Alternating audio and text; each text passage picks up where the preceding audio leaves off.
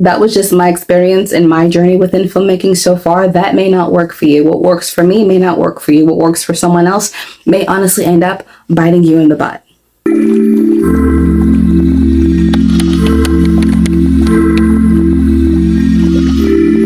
I did not hire my EP the traditional way. And normally when you're trying to inquire a EP to be on your project and be a part of your project and invest, you go through with a pitch and you pitch them and you sell them. And if they want to, be a part of it, then they want to be a part of it. If they don't, then they don't, right? You form a pitch deck, you prepare a pitch deck, and you lay it all out there on the line, and they either say yes or they don't. That is not my experience with this time. Now, I did make a pitch deck, but I made a pitch deck after, so they can actually see the world of Tribute to Million.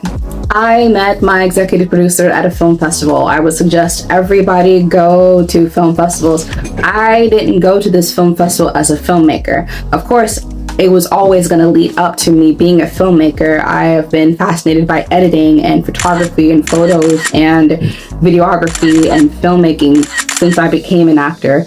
And that part of the process has always been something that was fascinating to me, regardless if that was just me being a producer or director, writing the films, whatever the case may be. I always knew that I was going to be a part of that process, apart from being in front of the camera as an actress. One of the ways that you can network with so many different people, different creatives in different fields within the industry, is going to film festivals. Get out there and network. Business is truly, from what I've experienced so far, it is really truly like, yes, talent is important, but it really is who you know. All right, so back to the story. So when I initially asked my executive producer to be a part of Tribute to Million, that was not even the topic of the conversation when we spoke the first time. So I asked my executive producer to get on a Zoom call with me specifically to talk about producing, being a producer. So I've produced a couple things here and there, but I wanted to know really what it took and what it means to be a producer, whether that's an executive producer, whether that's just a creative producer, whether that's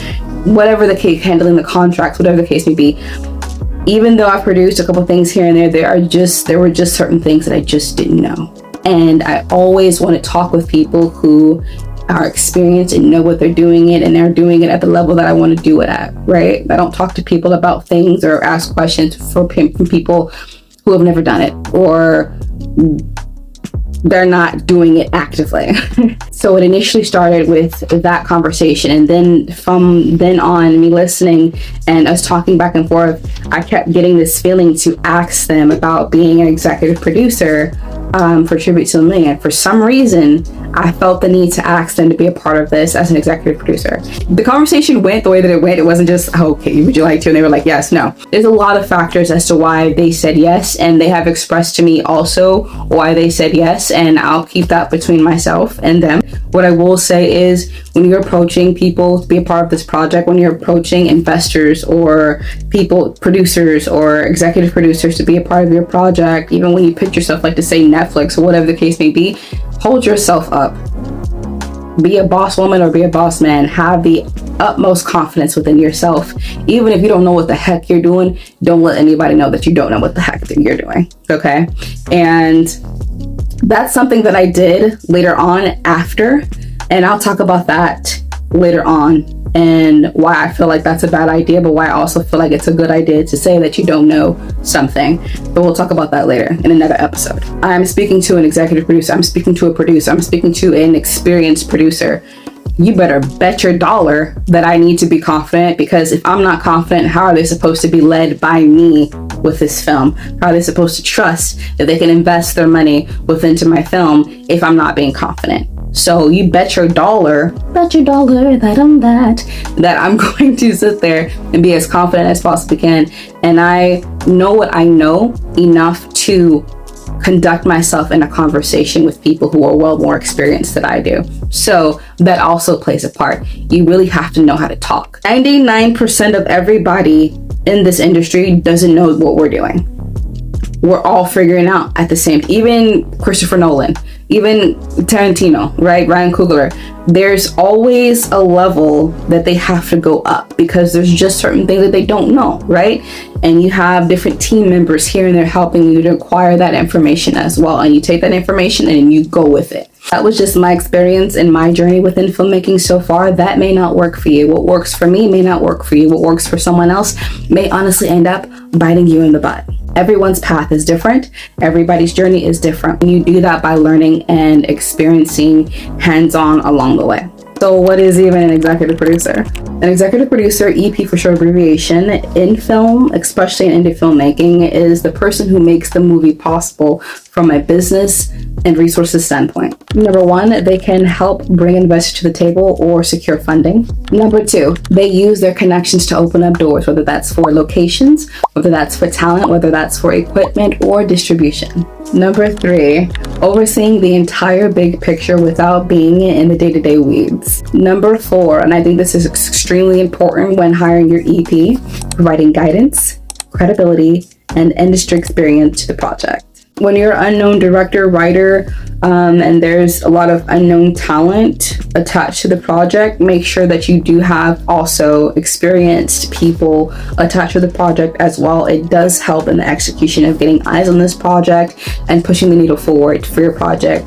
Is it absolutely necessary? Absolutely not. Rock the show however you want to rock the show, but it does help a little bit. Number five, they protect the director's vision at the business level. It is extremely important to have people that are part of your project who believe in you, who believe in your vision, who believe that you will succeed, who believe in the success of your project, who know that it is a genre and a market that will succeed.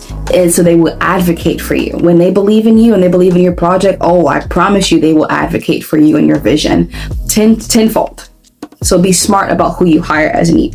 Think about it this way. The director leads the creative, but the EP, executive producer, protects the conditions that make the creative possible. I am a new filmmaker. I am a new director. So having an experienced EP on my project and my other projects from here on out does matter. And it helps out so much when acquiring talent, when acquiring crew, when eventually when the time comes, distribution. Even having an EP who's experienced in the industry and being a short film proof of concept, like they don't know if this is going to succeed. They don't know, me. Very fortunate. I'm very proud of myself for the way that I have maneuvered this film, learned what I've learned, moved with the way that I've been moving to have the people that I have currently a part of this project. When it comes to making sure that you have people who are really experienced or named talent a part of your projects, it can work and it cannot work. Sometimes people will throw in big names in a film and then that whole entire film flops. You know what I mean? So it just depends, and all of your ducks really have to be in a row for everything to align and be a really great success. To me, when hiring my executive producer, it was important to me that I figure out if the synergy, how this person works, how little bits and pieces of this person's personality, and I can tell a lot about a person within the first 5 minutes of talking with them. It's just a gift that I have been given from God, and just my experience over time with people and how much I've worked with people. Maybe my customer service experience comes into play, or maybe my experience with and studying psychology comes into play, but I have a gift of just knowing if something's going to work out, how a person can be off rip, right? And so for me, I like to interview people face to face, and I like to talk to them face to face and, ask little questions here and there the way that I do to figure out this is going to be a good fit for the project, be a good fit for us to work together. My intuition is very strong and it's very spot on, and I'm rarely ever wrong about a person. Actually, never wrong about a person. I'm going to be honest with you.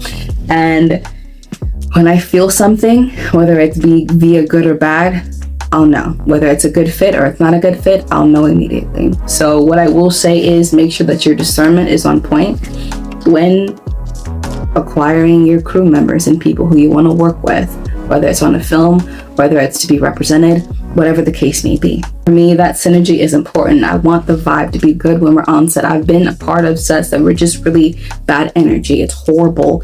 And you still have to pull an amazing performance out of your butt, even though you're working with people who are me. And I've been on the other side of the camera, behind the scenes, where I've had to deal with talent who were not really good to the crew members, so it's important to me when I'm casting and when I'm hiring crew members, people who are handling the business aspect of the film and things like that, it's important that the synergy is good. It's so good. It's important that you work in good faith. You're a good-hearted person. It's important. A lot of things are important to me when it comes to working with people. And I have sometimes put the work before that, and it's bitten me in the butt. So I always listen to my gut now. And I pray about everybody. Every single person that has been a part of this project, that has submitted, I pray over them. If it doesn't fit, it doesn't fit. Right? This project is about diversity. This project is about Black and brown people. This project is about bringing people together, making people feel good. So if the people who are being cast, the talent that's being cast, the crew members, if they're not good, that's going to show up within the film. And I, as a creative, need my head on straight. I need to be able to think. I need to be able to feel good and be able to focus on the vision that I'm creating, because I am responsible for the overall vision of this film as I'm directing this film. And I need to be able to think properly and feel good while I do that. And I want to make sure, and one of the ways that I do that is making sure that my crew and the cast are good. My name is Lenore Grace. I am the director and writer of Tribute to a Million, and these are my beginnings. Create. No matter what, create. Like, comment, share, subscribe, and all that jazz. And I will see you guys in the next episode, all right? Ciao.